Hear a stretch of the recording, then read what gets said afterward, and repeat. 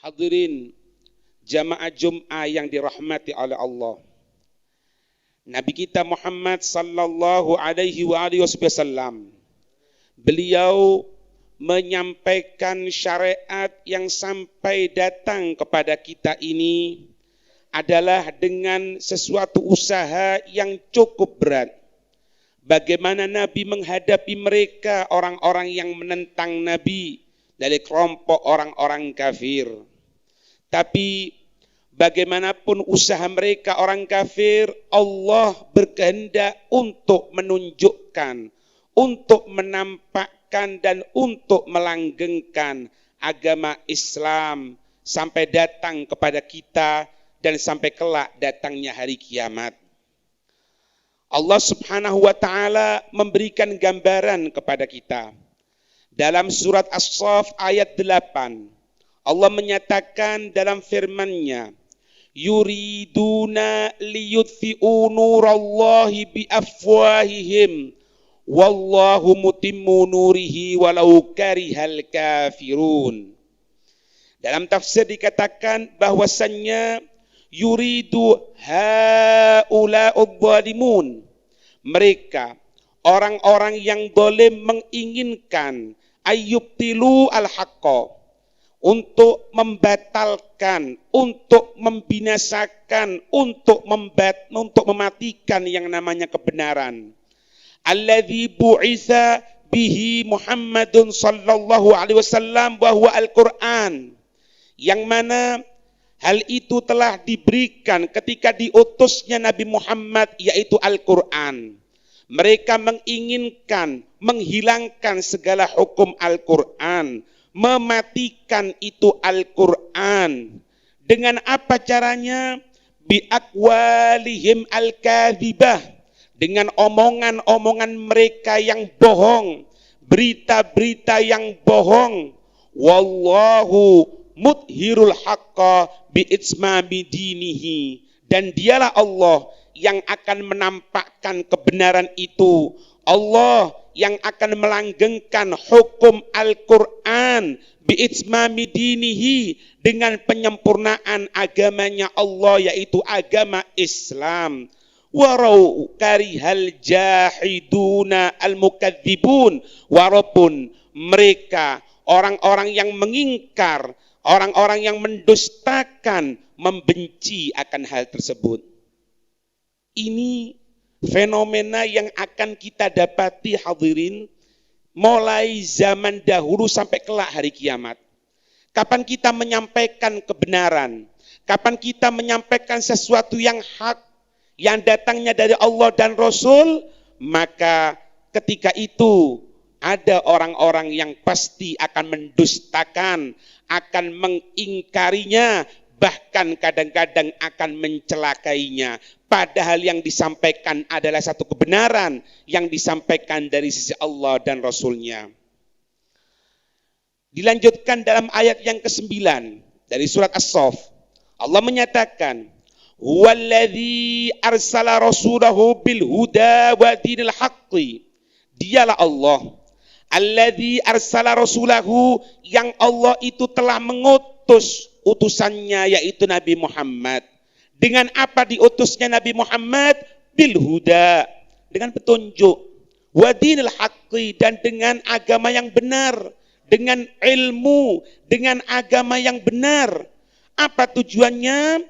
Liyudhirahu ala dini kullihi, untuk meninggikan agama Islam daripada keyakinan-keyakinan yang ada di muka dunia ini.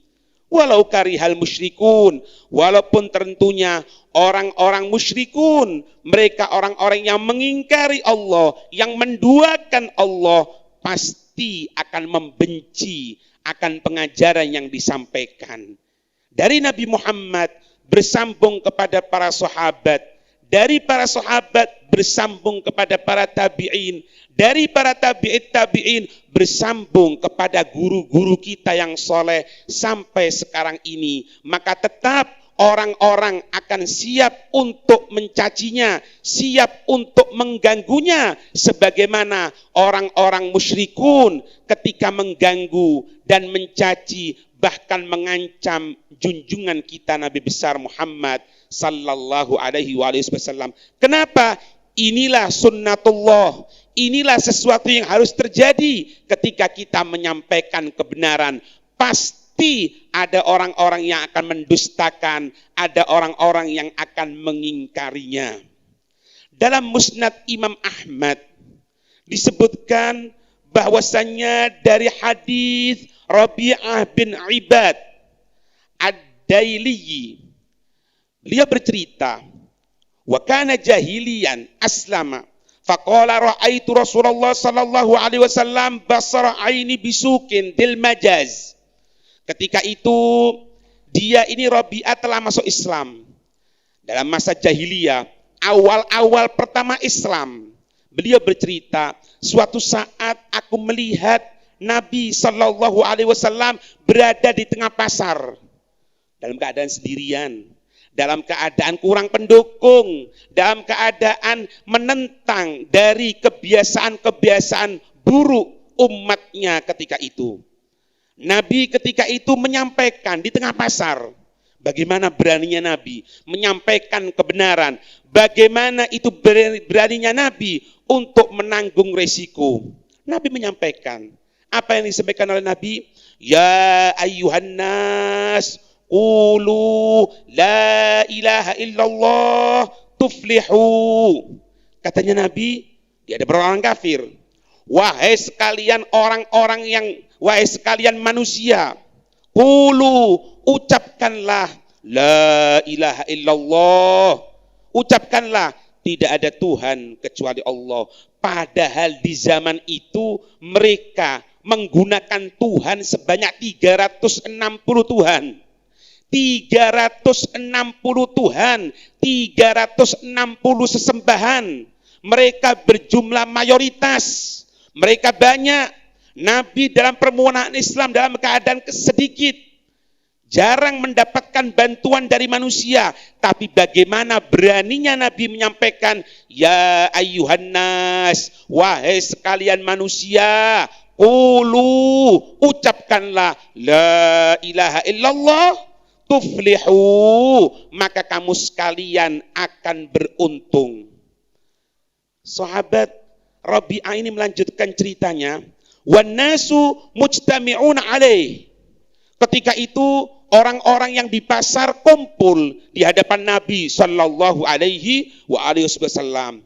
Wa wara'ahu, di belakangnya ada rajulun wadi'ul wajhi ahwalu dhi ghadiratain. Ada seseorang yang mukanya besar, yang matanya itu juling. Orang itu mengatakan, yaqulu, orang itu mengatakan apa? Innahu sabiyun kadibun. Jangan kamu percaya.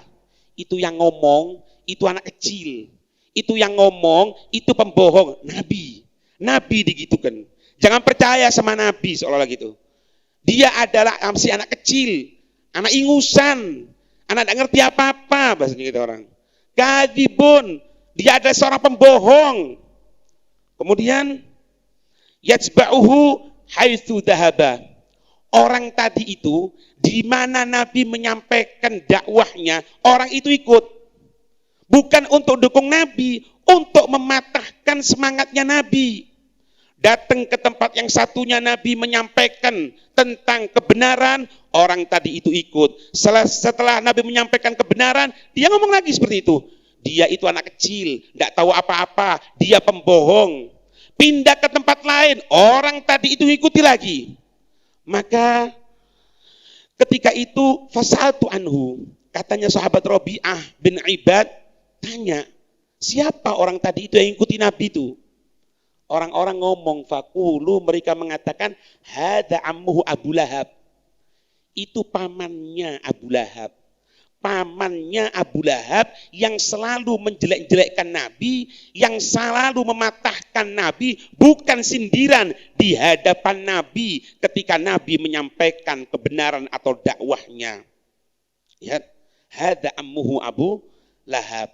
Itu pamannya sendiri Abu Lahab. Kita bisa bayangkan permusuhan orang-orang ketika itu bukan cuma dari orang awam, bukan cuma dari orang lain, bukan cuma orang yang tidak ada hubungan, bahkan pamannya sendiri ngikuti Nabi Muhammad untuk selalu menjelek-jelekkan Nabi Muhammad. Tapi Nabi dengan semangatnya, dengan terusnya ibadah kepada Allah, dengan terusnya untuk mendekatkan diri kepada Allah melalui media, menyebarkan kebenaran, maka Islam sampai ke tengah-tengah kita semuanya. Kenapa? Karena Nabi tidak memperdulikan cacian orang yang akan mencaci, tidak pernah gentar, tidak pernah mundur dari apa-apa ancaman orang-orang yang akan mengancam Nabi sallallahu alaihi wa alihi wasallam. Sehingga pernah suatu saat Sayyidina Umar bin Khattab radhiyallahu taala anhu suatu saat berkata kepada orang-orang sekitarnya. Sayyidina Umar mengatakan apa? Lastum tunsoruna bikathrotin. Kamu sekalian, kita ini, kata Sayyidina Umar, mendapatkan kemenangan, Islam jaya, itu bukan karena jumlah kita yang banyak. Wa inna ma tunsoruna minas sama. Hanya saja kamu sekalian diberikan bantuan itu langsung dari sisi Allah Subhanahu wa taala. Memperbaiki hubungan kita kepada Allah. Al-Qur'an kita bagaimana?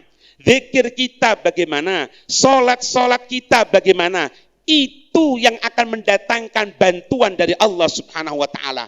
Bukan jumlah orang yang akan mengikuti. Bukan itu pengharapan, tapi pengharapan bantuan dari sisi Allah Subhanahu wa taala. Sehingga kalau kita akan membenarkan diri kita akan membersihkan jiwa kita akan menghilangkan segala kotoran yang ada pada diri kita semuanya, jangan khawatir. Allah akan memberikan apa-apa yang kita harapkan. Allah yang akan membersihkan, Allah yang akan mensucikan. Coba kita dengarkan bagaimana yang disampaikan oleh Abu Sulaiman Ad-Darani.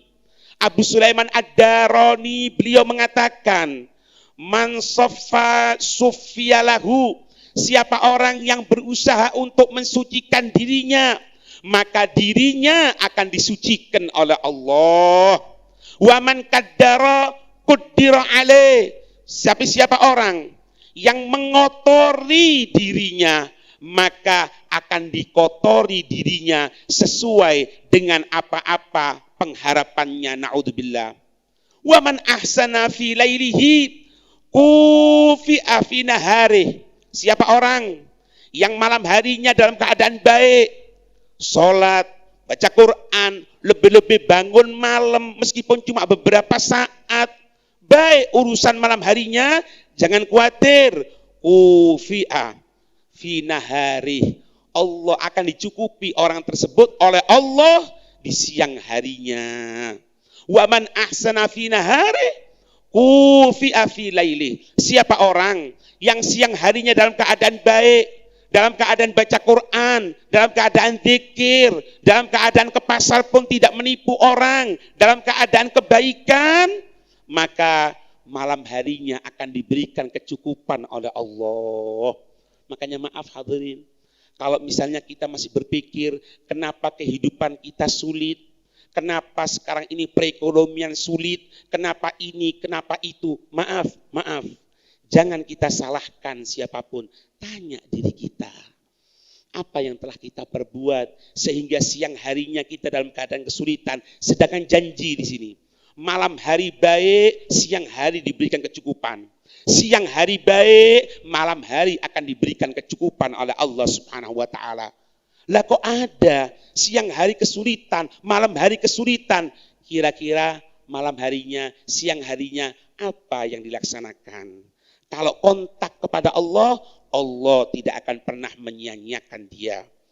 Salah satu salaf kita, orang-orang terdahulu, mereka mengatakan, man sarrahu antadu malahul afiyatu falyattaqillaha azza wa jalla. Siapa orang yang bahagia, yang menginginkan, yang mengidam-idamkan kebaikan ada pada dirinya, baik pada dirinya, baik pada istrinya, baik pada anak-anaknya, baik kepada tetangganya, baik kepada siapapun, maka falyattaqillaha azza wajal.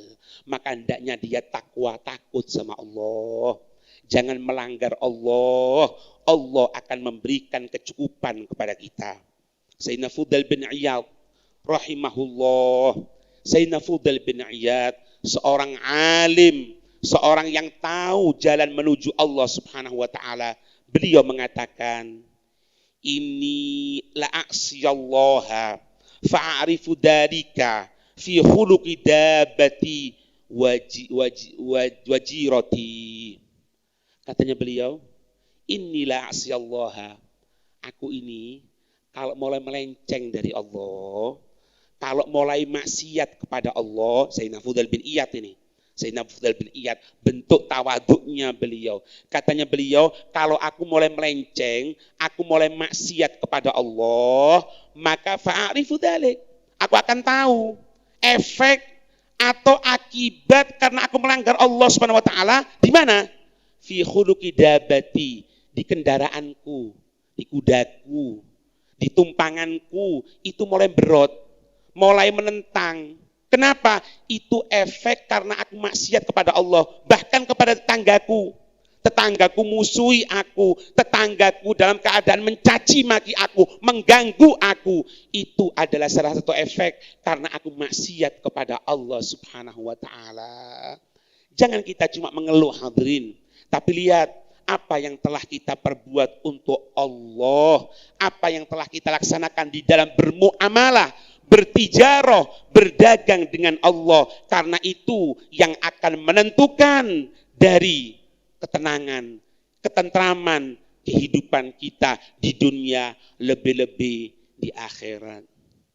Yang terakhir hadirin, Allah Subhanahu wa taala menyatakan dalam hadits qudsi. Allah menyatakan dalam hadits qudsi yang diriwayatkan oleh Imam Ahmad dalam kitab Az-Zuhud. Allah menyatakan, Allah berfirman dalam hadits qudsi, "Anallahu la ilaha illa ana." Akulah Allah, yang tidak ada Tuhan kecuali Allah.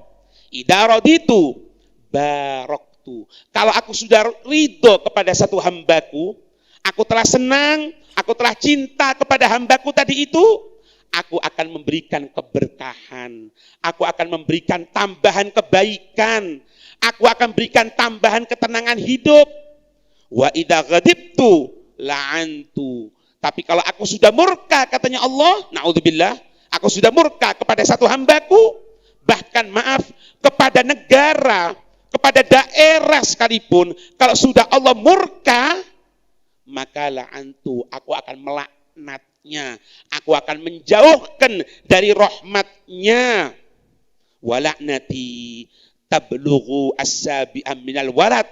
Katanya Allah Subhanahu wa taala, dan laknatku, sengsara yang akan diterima itu akan turun-temurun meskipun sampai 7 turunan sekalipun. Susah, anaknya susah, cucunya susah, cicitnya susah, sampai 7 keturunan dalam keadaan susah. Kenapa? Karena orang maksiat kepada Allah sehingga Allah benci, na'udzubillah min dzalik. Tapi kalau Allah ridho, Allah senang, Allah menyenangi kepada kita, menyenangi kepada keluarga kita, menyenangi kepada kampung kita, menyenangi kepada negara kita, insya Allah, maka jangan khawatir, keberkahan akan muncul di tempat kita, di kehidupan kita dunia, lebih-lebih di akhirat kelak. Amin ya rabbal alamin.